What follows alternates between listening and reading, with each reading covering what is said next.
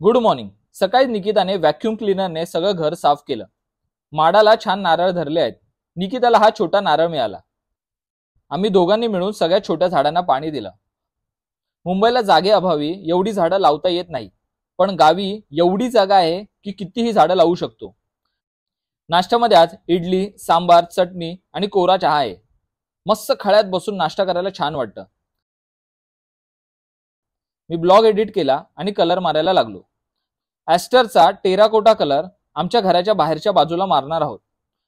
दादा आणि गण्या पण आमच्या मदतीला आले आहेत। थोडी कलरची शेड चुकली म्हणून आम्ही कलर चेंज करायला कणकवलीला गेलो। निकिताने दिवाळीसाठी रांगोळी घेतली, नवीन पायपुसणी घेतली आणि आम्ही पोहोचलो तेंडोलकरांकडे।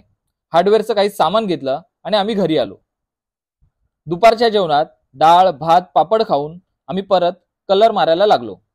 किचनचा कलर मारताना मांडणी बाहेर काढून दिली। निकिता आणि गण्याने मिळून ती धुवून घेतली।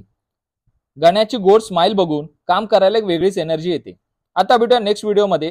तोपर्यंत टाटा बाय बाय।